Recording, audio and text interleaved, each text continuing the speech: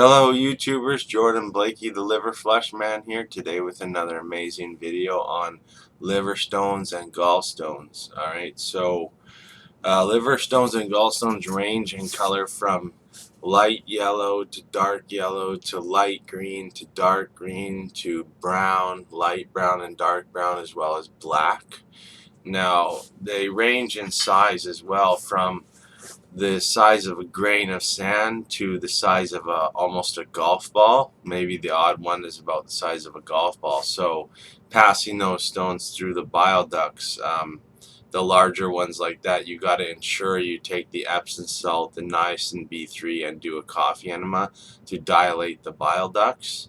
Now the stones, ranging in color, depends on how old they are basically. So newer fresh stones are typically lighter in color, like yellows and light greens, and those are newer fresh stones. Now those stones don't show up on ultrasound technology, so if you go to an ultrasound technician and they diagnose you with liver and gallstones, but it shows, or they don't diagnose you and it shows they had no stones on the ultrasound, it doesn't mean you don't maybe still have plenty of stones, like hundreds or thousands of stones that are just newer and fresh stones, like the light green color than dark green color that are typically produced from the liver and gallbladder flush.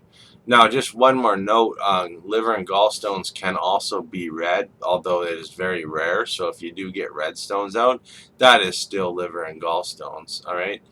Um, The darker stones, like the browns and blacks, are typically have raising a lot of bilirubin levels, with the raising bilirubin levels in the blood, as well as calcium deposits, which then those stones become more of the calcified stones, which are more damaging to the liver. Calcified stones are typically hard, and they become hardened and calcified. So with the rubbing, congestion in the liver, when they're rubbing and causing friction inside the liver, that causes inflammation and swelling and can cause scar tissues, the beginning of fibrosis of the liver and cirrhosis of the liver. So um, so typically what happens when you're doing the liver and gallbladder flush is your liver is already congested, it's already full of stones. So the first few times you do the liver flush, you may not get out a lot of stones. Some people do still get out a lot, depending on how congested their liver is and how able it is to pump the stones out.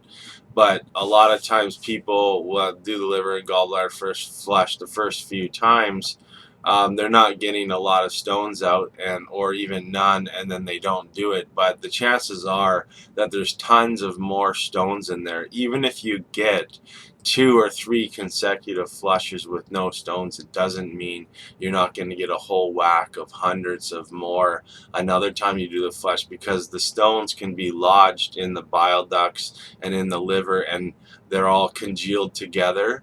So it's hard to get the initial flushing when you start the liver and gallbladder flush, because it's so congested in there, there's no room for it to pump. Once you've done 5 or 6 or handfuls of liver and gallbladder flushes, the chances are of getting more stones out and being consecutive of getting stones out are much greater, because there's a lot of room in the liver for the oil to cause the squeezing of the liver. So if you don't get stones for a couple of times, don't stop. Don't let you think that you don't have stones, because the chances are you still have thousands of stones, not even just hundreds, because there's many different smaller size ones. So this is just bringing the awareness today about liver and gallstones. Also, the proof that some people call liver and gallstones are soapstones. That's the word that the anti-liver flush movement has called them, which they believe that the stones are made from the olive oil, the lemon juice, or the Epsom salts, or a combination of all of them. Well, actually, through my research, I've also released stones with just the coffee enema, and And the coffee enema, if you think you drink coffee, you're not getting green stones out. There's no green pigments in coffee. So the coffee enema is the proof that the liver and gallbladder stones are real from the liver and gallbladder flush. I've also released stones with the castor oil liver packs as well as fasting on the master cleanse. Usually doing fasting and coffee enemas produces stone results.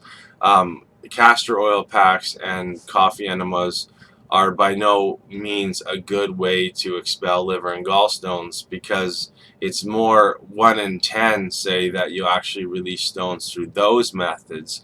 But the liver and gallbladder flush is a really good way to release hundreds of stones almost every time you do the flush. People are very successful with the liver and gallbladder flush. So as far as the stones go, they are real. They are real liver and gallstones that are produced from the liver flush. They're not soapstones. The coffee enema proved that, as well as the castor oil packs. People also reported getting stones out laying on crystal amethyst mats with the far infrared technology and that, as well as doing yoga, as well as new moons and full moons. The liver is naturally expelling small amounts of stones. That's the way the liver naturally cleanses itself. So don't take my word for it, but do your own research and you will find that these stones are real as well. And anybody that's done the liver and gallbladder flush has actually experienced it. They know without a doubt that they're real. I mean, how good they feel after, how good their skin is looking after a liver gallbladder flush. Their eyesight's usually improving.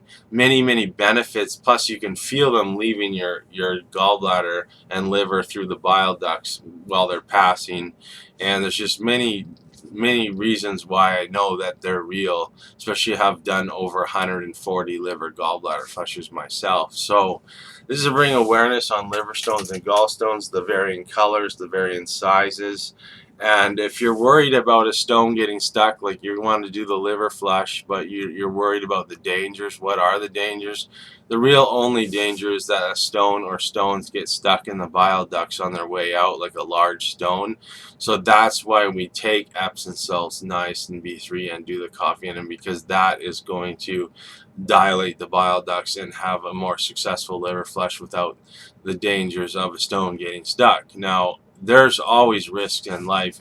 There's no guarantees that, say you're driving your car, that somebody's not gonna hit you, even if you were driving safely and all that. So there's risk with life, but you know, with the liver gallbladder flush, it's like 1 in 1,000 or 10,000 that will get a stone stuck, and even if they do, the chances are the body will find a way to get it out.